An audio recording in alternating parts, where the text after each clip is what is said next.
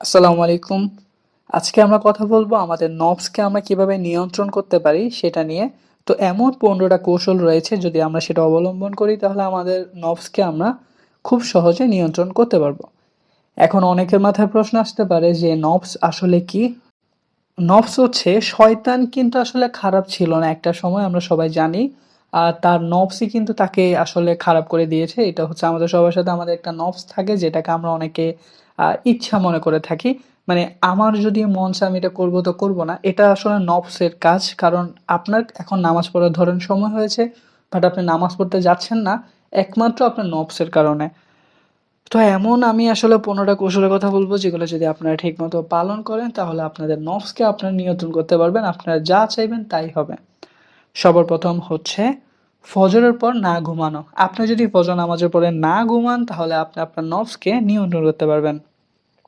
২ number হচ্ছে অতিরিক্ত না খাওয়া। আপনি যত বেশি খাবেন আপনার নফস তত বেশি অলসতা থাকবে। তারপর হচ্ছে ৩ নাম্বারে যেটা আপনাকে পালন করতে হবে, সেই কৌশলটা হচ্ছে আপনি ৩ বেলার বেশি খাবেন না। মানে হচ্ছে সকালে একবার খেলেন, দুপুরবেলা একবার খেলেন আর রাতের বেলা একবার খেলেন। বেশি খাওয়া যাবে না।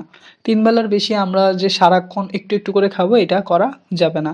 তারপর হচ্ছে ৪ নাম্বারে যে কৌশলটা সেটা হচ্ছে অপ্রয়োজনীয় কথা বলা যাবে না। মানে আমরা অপ্রয়োজনীয় কোনো কথা বলবো না। ৫ নাম্বার হচ্ছে সকাল সন্ধ্যা জিকির করতে হবে। আমরা যদি সকাল সন্ধ্যা জিকির করি তাহলে আমাদের নফসকে আমরা নিয়ন্ত্রণ করতে পারবো। ৬ নাম্বার যে কৌশলটা অবলম্বন করতে হবে সেটা হচ্ছে ইশরাকের নামাজ পড়তে হবে। আর ইশরাকের নামাজটা কিন্তু হচ্ছে ফজরের কিছুক্ষণ পরেই হয়। আমি যেহেতু বলছি ফজরের পরে ঘুমাতে না, সো ইশরাকের নামাজ পড়াটা অনেক সহজ হয়ে যাবে।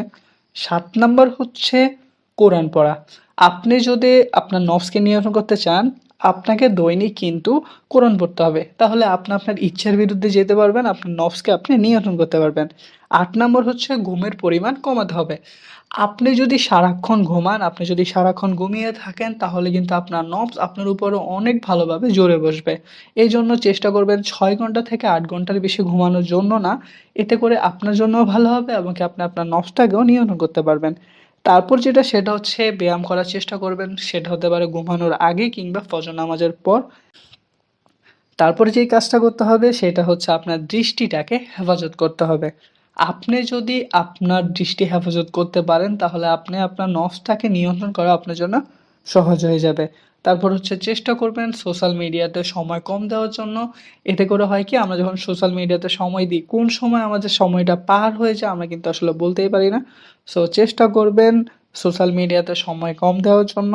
১২ নাম্বার আমি যেটা বলবো সেটা হচ্ছে ভরা পেটে না খাওয়া। মানে আপনি যখন খাবারটা খাচ্ছেন একদম যে পেট ভরে খেতে হবে এমনটা করা একদমই যাবে না।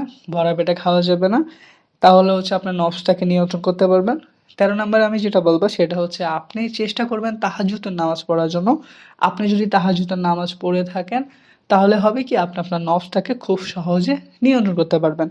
তারপর ১৪ নাম্বার আমি যেটা বলবো সেটা হচ্ছে বেশি, বেশি নফল রোজা রাখবেন। নফল রোজা রাখলে আপনার আসলে রোজা রাখা অবস্থায় কোনো গুনাহ করা হচ্ছে না।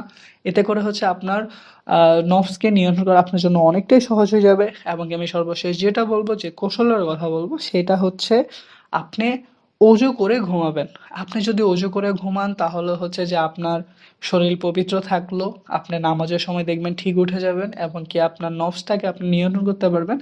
আসলে নফসটাকে নিয়ন্ত্রণ করা হচ্ছে আমাদের জন্য সবচাইতে কষ্টকর, এবং কি আমরা যদি আমাদের নফসকে নিয়ন্ত্রণ করতে পারি তাহলে আপনি হবেন সবচাইতে সুখী মানুষ। সবাই আমাকে ভালোবাসা দিবেন, সাপোর্ট করবেন। আসসালামু আলাইকুম।